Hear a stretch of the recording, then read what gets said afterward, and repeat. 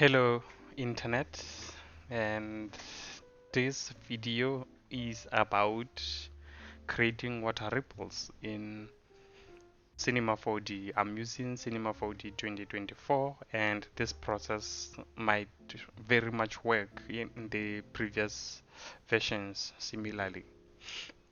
And you don't need plugins, even Redshift, to attain this look. But we are not interested in the rendering part of it, but rather the animation and setup part of it. So let's dive right in. My name is Bakang Mulifi, and I'm a 3D motion designer. I'm going to create a new project and create a plane right here. And on my plane, I want to make it maybe 1000 centimeters. Yeah, yeah, and on my display, I'm just gonna turn on the grid shading lines and then make this 100. Uh-oh. Bring that back. Make this segments 100. We might need to come back and work on that segments again.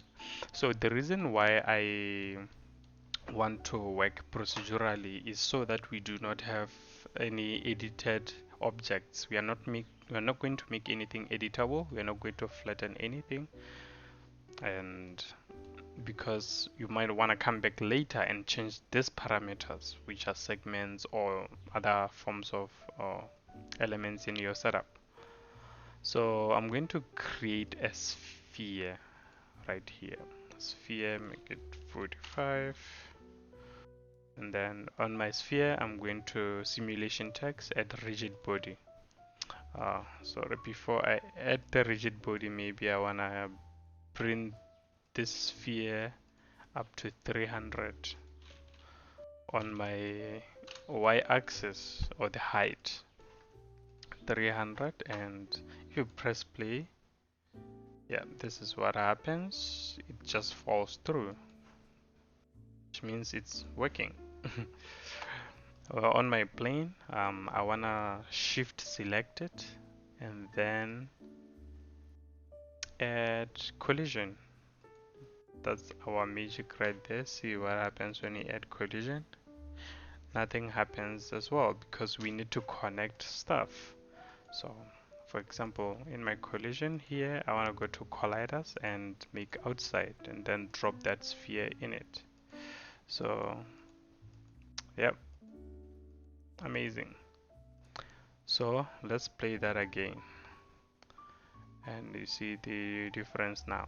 That impact has been added. And then before going further, let's rename our sphere, let's say droplet, and our plane, let's call it maybe water surface or liquid surface.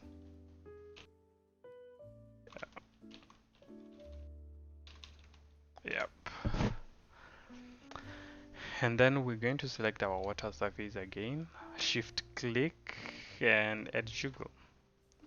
So what jiggle does is sort of like adds like the jiggle effect.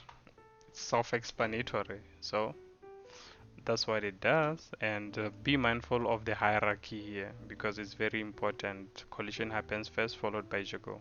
Yeah, and then we are going to select our water surface again, shift click on here to get our smoothing. So we add it back because smoothing is basically averaging these two together to make a holistic look, like smoothes everything out. Always nice that way. So now we are done with the hard part. Here comes the simple part of adding the water ripple. We are going to select our water surface again, shift click, shift select and get to plane. Take our plane between jiggle and smoothing, and this plane right here we are going to parameter, and then y position we make 0, z position we make 45. We are going to come back and keyframe that later on, but not now. And in our deformer, we are going to make point instead of off. Yeah, now that's good. Don't forget to save your project. And while a plane is selected, we are going to the fields and add a field of torus field. Yeah. Oh, my computer is complaining a little bit, but it's just the normal look. In my in my torus field, I want to make sure I go to remapping and change the contour mode to curve. And from there, I'm gonna take my inner offset all the way to 0. Yep. Make it nice, look good, and so we are pretty much done with it. So now what we are gonna look for is the sweet spot where the droplet and the water surface make contact. And to get that, we have to animate starting from the beginning. And I feel like mine is making a good contact at maybe 28 frame or 26, between 26 and 28. That's for me. And here I'm going to go back to my torus field and make my radius 0, keyframe that, my thickness maybe 55 for now. You can always come back and reduce it. And then I'm going to my 70th frame. I'm gonna make my thickness 0 and then my radius maybe 400, depending on how far and how big you want your ripple to go. See, this circle represents where your ripple will die or it will end. So there we go. And on our plane, be mindful of this keyframe 70 and 28, because we are going to use those positions to animate our plane parameter of z position. At our beginning of our animation, we're going to keyframe 45, and at our 70th per keyframe, we are going to make it 0. And then this is how it should look like. Perfect. We are done with the water ripple for now, and if you wanna go further and even add a second one, you can just copy and paste the plane, you know, and then move the position to a different area. You can also move the droplet as well, so that's pretty much how it works. Oh, something changed. What did? Yeah.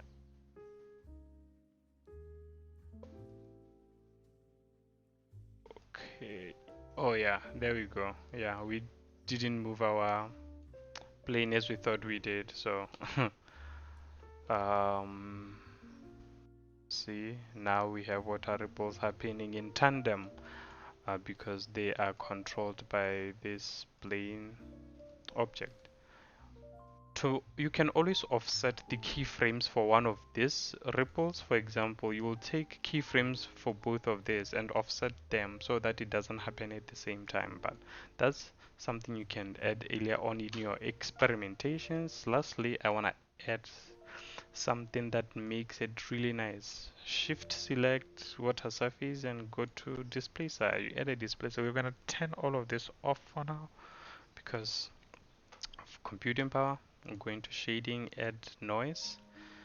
Um, add your shader. You're gonna add noise to get an effect like this one.